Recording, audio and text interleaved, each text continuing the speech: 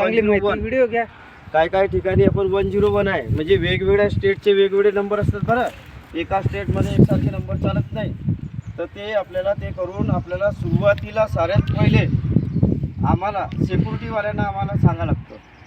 मग सिक्युरिटीवाले अलर्ट राहतात. आता तुम्हाला एक वेळा फोन केला, तुमच्या व्यक्तीने या फोन घुमवला तर सारे सिक्युरिटी लगेच धावत यायला पाहिजे. कारण आग हे अशी कॉटनची आग ना तुम्हाला सडनली एकदम विदिन काही क्षणामध्ये फैलणारी असते. बाकीची आग अशी फैलत नाही. एक केमिकल, एक कॉटन, या दोनच वस्तूची आग आहे ती फैलते. पण कॉटनच्या आगमध्ये स्फोट होत नाही, केमिकलच्या आगमध्ये स्फोट होतो. ठीक आहे. म्हणून तिथं आपण एकदम खूप दुरून आपण काहीतरी हँडल करू शकतो. आणि ते केमिकलची आग कुठल्या प्रकारची आहे, त्याच्यामध्ये कसं एखादं भाव एकदम स्मेल एकदम हार्ड स्मेल असली तर आपल्याला काही पण प्रॉब्लेम होऊ शकतो. पण कॉटनमध्ये तसं नाही. कॉटनमध्ये फक्त ठसका येतो. कपडे लावून जर आपण अंदर काही पण म्हणजे विजू शकतो. आता माझ्या इतक्या दिवसच्या ड्युटीमध्ये 7-8 वेळा आग लागली लोकांनी, प्रत्येकाने. आणि आता ही आपली कंपनी आहे, याच्यामध्ये आपण सायरन सिस्टीम ठेवली. एक सायरन असतो, 1 किलोमीटर किंवा 3 किलोमीटरची सायरन येतात. ते सायरन आपल्याला लावावं लागतं. जसं आग लागली तर तो एक बटन दाबतो, तो सायरन वाजतो. जर 3 वेळेस त्याने ते बटन लोक पण पडून येतात. अंबडमध्ये मी होतो टोपे साहेबांच्या गिरणीमध्ये. टोपे साहेब अंकुशराव टोपे, राजेश भैया टोपेचे वडील, बॅरिस्टर टोपे म्हणायचे त्यांना. त्या कंपनीत होतो तर तिथं सायरन होता. आता प्रत्येक ठिकाणी आम्ही काही भांडून काही वस्तू मागत नाही. बरं, आपण इथून बंद करून पाहू. हे आपलं मी फायरचं माणूस व्यक्ती आहे नाही. आता पहिले ते आहे तुषार हे चढे म्हणून होता, तो हँडल करायचा पूर्ण. मी तर इलेक्ट्रिकलचं आहे, पण ते आता आमच्यावरच ते बोज देऊन दिलं सध्या. तर आम्हाला ते बोज व्हावं लागलं. आम्ही कधी झालो समजा त्या कध्याला बोज व्हावंच लागेल. तर ते नाही म्हणजे काही दिवसासाठी व्हावं लागेल आपल्याला. ते आता याच्यावर डिपेंड आहे की किती दिवसामध्ये त्याला रिक्रूटमेंट करतात. कारण ह्या आहे ना, याची सर्टिफिकेट माझ्याजवळ नाही आहे. समजा आग लागली काही झालं तर मी त्याचा रिस्पॉन्सिबल राहणार नाही. मग कंपनीवरती ते प्रॉब्लेम येऊ शकतं. म्हणून कंपनीवाल्यांना कमीत कमी, मी काल GM सरांना बोललो, कालची आग बघितली ना तुम्ही, GM सरांना बोललो, सर कमीत कमी सेफ्टीचा सर्टिफिकेटवाला ऑफिसर पाहिजे आपल्याला. भले त्यानं काहीच नाही केलं तर मी करण्यासाठी तयार सर, पण तो व्यक्ती पाहिजे आपल्याला. कारण सर्टिफिकेट मेन दाखवतं. आता समजा मेडिकलची आपण मेडिकल स्टोअर ओपन करतो, त्याला सर्टिफिकेट पाहिजे. आपण कृषी उद्योग ते सर्टिफिकेट पाहिजे. मग इथे पण सर्टिफिकेट पाहिजे. कारण इतकं मोठं फार्म आहे आपलं, इतकं मोठं ऑर्गनायझेशन आहे. PNG आहे, हे आहे, ते आहे, जिनिंग आहे. इथं आपल्याला गरजेचं आहे ते. आणि ती पोस्ट एकदम इझी ही नाही आहे, ती रिलेटेड टू सेफ्टी आहे. म्हणून आणि आता समजा आता आपण हे मी सांगितलं, आता घास वगैरे आता कसं आहे, उन्हाळ्यामध्ये किंवा हिवाळ्यामध्ये हे शेतकरी लोक हे आग लावतात इथे. तर सुरुवातीला आपण त्या साईडनं तुम्हाला माहिती आहे बरोबर, या साईडनं आम्ही पूर्ण रोटारेटर फिरून देतो. आणि रोटारेटर फिरवल्यानंतर एक वेळा आपल्या कंपनीपर्यंत आली होती आग. त्यावेळेस ना कोणीच म्हणजे मोठ्या पोस्टवाले होते नाही, घाबरले होते लोक. मी नव्हतो त्यावेळेस, मी आलो नव्हतो, पण लोक सांगतात.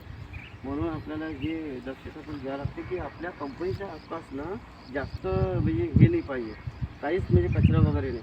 मी कधी पण म्हणजे मी इतकं भांडलेलं आहे, मी मालकापर्यंत भांडलेलं आहे याच्यासाठी की माझ्या इलेक्ट्रिकल पॅनलच्या जवळपास तुम्ही कुठलंच कॉटनचं बॅग किंवा काही ठेवू नका.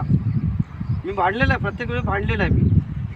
तर ते कॉटनच्या बॅग आपल्या कमीत कमी त्या पॅनलपासून 2 ते 2.5 फूट म्हणा किंवा 1 मीटर दूरवर ठेवायला लावत असतो. कारण ही घटना झालेली आहे मी इंजिनियर असताना. मी प्रोडक्शनवाल्याला बोलायचं बा हे पॅनलपाशी ठेवू नका. त्यांनी ढिगार लावून ठेवला.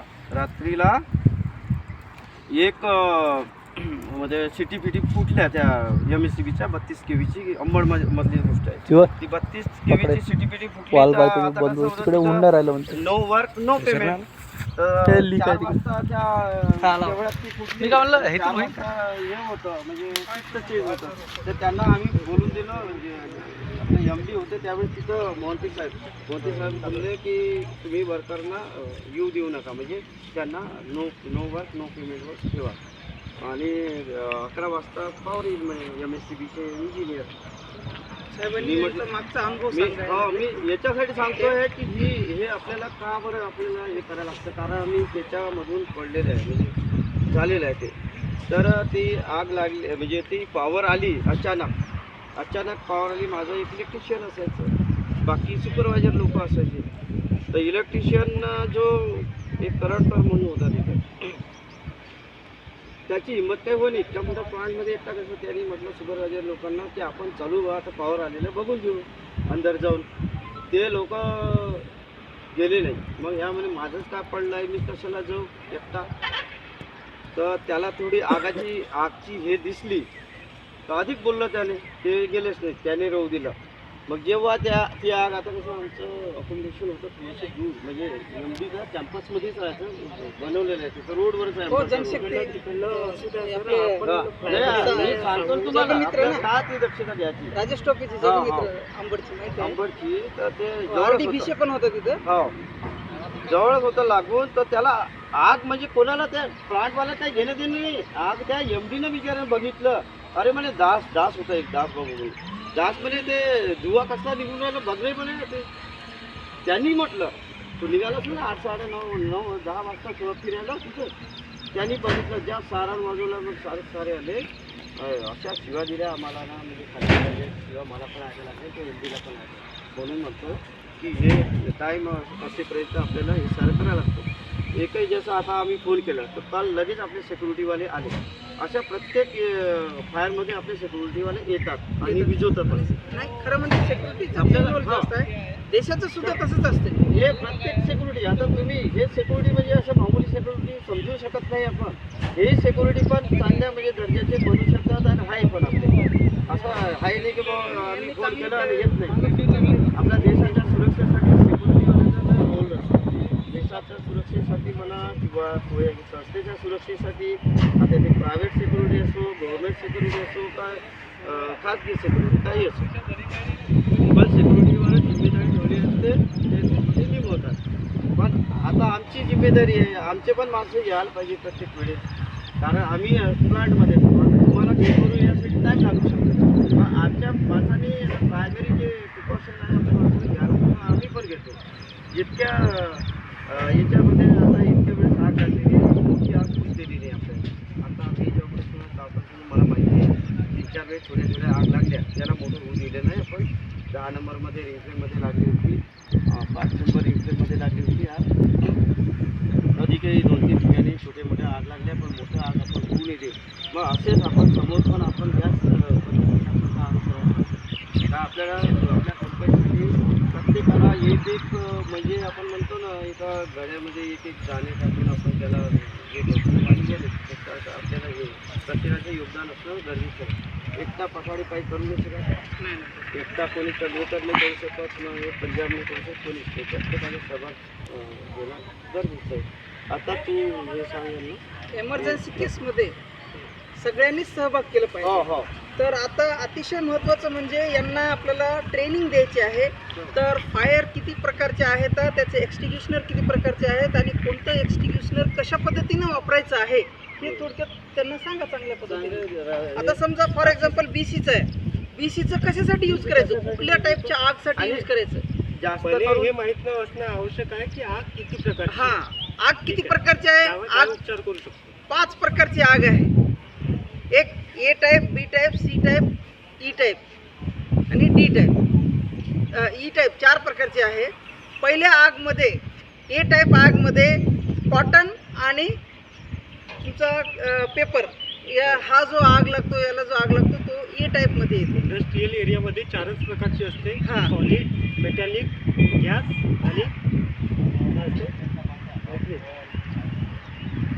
तर हा जो आग आहे A टाईपचा जो आहे तो म्हणजे आपल्याला आपल्या सॉलिडमध्ये येते आणि आपल्या इंडस्ट्रीला लागू पडते. आपल्याला त्यात जास्त हे करावं लागते. मग त्याच्यासाठी आपल्याला कोणतं एक्सटिंग्विशनर वापरावं लागणार आहे.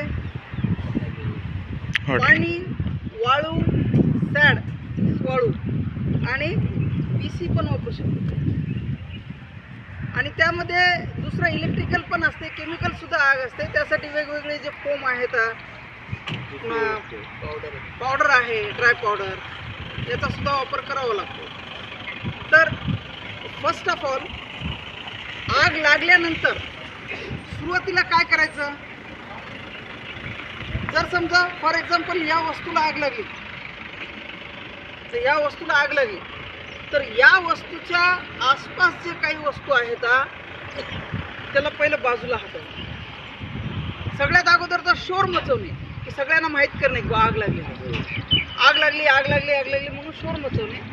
आणि मग त्या वस्तूला, आता ते वस्तू जळायला लागली, त्याच्या आजूबाजूला जे वस्तू आहेत त्या वस्तूला पहिलं सावरणे, दूर करणे. आणि नंतर मग त्याला विझवणे. समजा कॉटनला जर आग लागली तर त्याला तुम्ही पाणी टाकून विझू शकता किंवा वाळू हे करून विझू शकता, ओला हे करून विझू शकता त्याला. तर अशा पद्धतीने त्याचा हे करायचं आहे. आणि दुसरं म्हणजे आता समजा फारच मोठी आग लागली आणि तुम्ही पंपचा वापर करताय बाहेरचा, पॉवर बंद करणे गरजेचं आहे. पहिले सुरुवातीला हां, power बंद पॉवर बंद करावा लागतो, बरोबर आहे. कारण शॉक नाही लागायला पाहिजे. शॉक नाही लागायला पाहिजे.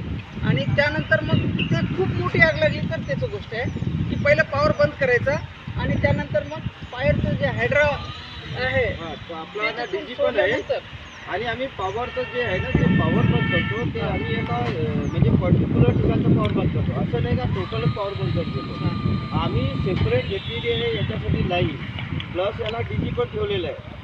कुठल्याही कंपनीमध्ये आता काय केलं, त्याच्यासाठी वेगळी पॅनल ठेवून इकडचं प्लांटचं बंद होऊन जाईल, पण ते फायरचं बंद होऊ देत नाही. आम्ही पर्टिक्युलर सेक्शनचं तिथून बंद करतो, ताकी तिथं जे काम चालू आहे त्याला कोणाला शॉक नाही लागायला पाहिजे म्हणून. आणि आपण 2 ऑप्शन ठेवलेले आहे, एक तर जनरेटर सेट आणि एक आपण इलेक्ट्रिसिटी. मग डीजी पण आहे आपल्याजवळ, डीजीनं आपण चालू करू शकतो. त्याच्यासाठी वेगळा पंप लावला डीजीला, जनरेटरला, आणि तो एक वेगळा पंप आहे. आणि एक ऑक्झिलरी हे पण आहे. म्हणजे तुमचं जसं प्रेशर कमी झालं 7 kgच्या खाली 10 kgच्या खाली प्रेशर गेलं की ऑटोमध्ये चालू असतं ते तुमचं. तुम्ही जर 2 हे वाल खोलले ऑटोमॅटिक तुम्हाला तिथं जायची गरज नाही, चालू म्हणजे ते चालू होतं आणि ते तुमचं हे होतं. तर पहिले डॉक्टर पंप पण असतात, मेन पंप असतो, ऑक्झिलरी पंप असतात, म्हणजे भरपूर काही आपली सिस्टीम असतं याच्यामध्ये दाखवलं त्यांना. आणि त्याच्या अगोदर आपल्याला आपल्या टँकमध्ये पाणी आहे का ते आम्ही पाण्याची लेवल आम्ही कधी भेटू देत नाही. कारण हे जर समजा आता तुमच्यापाशी तुम्ही आगच लागली आणि आपल्यापासून जर पाणीच नाही आहे तर काय करणार आपण? आता समजा ठीक आहे, यांनी पाणी वगैरे स्टॉक आहे, सगळं आहे, आणि आता फार मोठी आग लागलेली आहे आणि तिथं आपल्याला पाईप म्हणजे चालवायचं आहे, होस पाईप. तर त्यासाठी समजा फार दूर आहे, डिस्टन्स दूर आहे, तर मग आवाज जात नाही तिथं. तर असे काही तुम्हाला हातवारे करून काही इंडिकेशन द्यावं लागतंय की समजा पाणी जास्त प्रेशरनं सोडा किंवा बंद करा किंवा चालू करा. तर ते कशा पद्धतीने करू शकता सांगा बरं, बॉडी लँग्वेजनं ते सांगा की त्यांना ट्रेनिंग द्या. जवळपास आपण प्रत्येक प्रयत्न केले, मला माहिती हां, तर सांगतो मी. आता समजा हा व्यक्ती तिथं फार दूर पाईप घेऊन गेला आणि तिथे त्याला चालू आहे आता पूर्ण असं पोझिशनमध्ये पुरं रनिंग चालू आहे पाईप देणं. आणि समजा आग आटोक्यात आली आणि त्यांनी जर समजा इकडून जर इंडिकेशन आलं त्याला की हायड्रा इकडून इथे एक थांबावं लागतोय, हां, तर त्यानं तिकडून जर म्हणला की बंद करा म्हणलं तर त्याला कसा इशारा करावा लागेल की हात खाली घ्यायचे. आणि जर समजा चालू करा म्हणलं तर म्हणजे असं आहे, आणि या डायरेक्शननं म्हणलं तर एक हात हे करायचा, आणि जर समजा फुल करा म्हणलं तर दोन्ही हात वर करायचे आणि फुल हे करायचं. असे काही त्याचे नियम आणि असतात. जेव्हा आपण काय कुठले पण भाल आहे ना, जेव्हा आपण ह्या दिशेमध्ये त्याला हे करतो, पण ह्या दिशेमध्ये जर केलं क्लॉकवाईज केलं तर काहीच नाही. असे काही नियम पण आहेत. नाही तर एखाद्याला आपण पाडून जर व्हाल खोला तो टाईटच करेल, त्याला तो ऑलरेडी टाईट आहे. हे पण आपल्याला ते शिकावं लागतं. ते हे यांच्याकडून तुम्ही काही व्यक्तीला शिकून घ्यायला पाहिजे, वाल ओपन कसं करायचं. त्याचा व्हिडिओ पण आहे, कारण OHPवर बडा एक मोठा पडदा असते आणि त्या OHP प्रोजेक्टरवर समजा ट्रेनिंग सुद्धा दिलेली आहे सगळ्याला. देणार आहे. आला होता सर गेल्या वर्षी येत ना, आपण लावला होता आम्ही, त्याने एकदम खूप पुरत डेमो दिलेला होता. तो याच लाईनमधला त्याला त्यांनी डेमो मस्त तुम्ही होते मध्ये खूप तुम्ही होते मॅडम इथे त्या व्यक्तीने दिलं होतं एकदम जबरदस्त डेमो असे येतात पण आपल्या इथं त्याचा ओस पाईप उचलायची सुद्धा ट्रेनिंग आहे. सारे कसं उचलायचं ते असा धरला की लगेच असा ठेवतो की असा पळतोय तो आणि लगेच तिथं टाकला की फटाफट पळाला की तिथं लगेच हे करतोय. ते आपण ते शिकवलंय ते साहेब ते शिकवलंय इथं हे पण मध्ये आग लागली होती ना तर आमचा पंजाब वगैरे बाकी सिक्युरिटी वगैरे खूप धावत गेले ना सरळ फेकायचे असं हा रोल आहे ना एकदम सरळ जातो तो एकदम त्याचं जे उचलण्याचं जर रॉंग साईड असला तर पटकन आपल्याच डोक्याला लागतो. ते पूर्ण पकडून घ्यावं लागतं कारण प्रेशर इतका असतो की आपल्या डोक्यावर पण लागू शकतो आणि ते वॉल कसं टाईट करायचं काय ते आपण इथे यांनी सांगितलं होतं ना गेल्याच कडला की बाबा त्याचे जे नर आणि मादी असते ते लगेच कुठं हे करायचं मेल फिमेल. ते मेल फिमेल कनेक्टर काय आहे ते आपल्या अशा डायरेक्शनमध्ये केलं तर ते फिटिंग होऊन जातं आणि लगेच निघून पाहिजे. ही गाडी सिस्टीम आहे ना ऑलरेडी आपण सांगितलं पण आहे पण काही नवीन व्यक्ती असतात त्यांना सगळ्यात पहिले तर आग लागली सगळ्याला माहिती करा, शोर माहिती करा आणि जे ज्वलनशील पदार्थ आहे त्याच्या आजूबाजूचे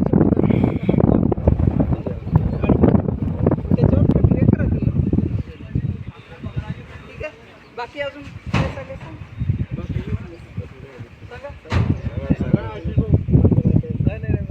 हो नाही तसं काही नाही मोठं काय नाही जे नॉलेज वेगवेगळं वेगवेगळं अनुभव असते.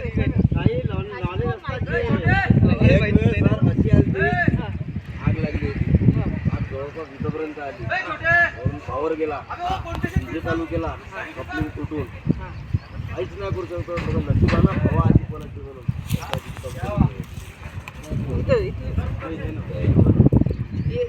याच कंपनीचं आवरही नव्हता डीजे चालू केला तर डीजेच्या कपलिंगा तुटून दरवाजापर्यंत आली इथपर्यंत आग येऊन गेली नशीब हवा आधी पलटली बाबा कसं की आपण एवढे जण आहे एवढे हवेच्या डिसेवर हवा अच्छा इकडे करा थोडं तिकडे करा. सिक्युरिटी वाले प्रत्येक घ्या बरं ती छोटे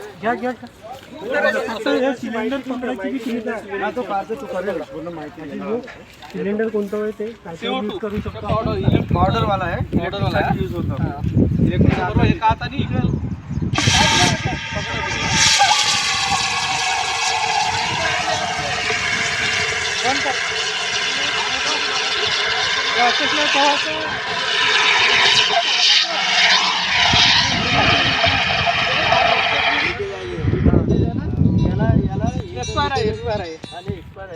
त्याला सांगून दे त्याच्यावर लिहिजा याच्यावर हे पाईप चेंज करायचं म्हणून त्याला तू जे हे करेल ना कारण हे तरी पकडलं असतं ही आपली इथं आग आहे एवढी आणि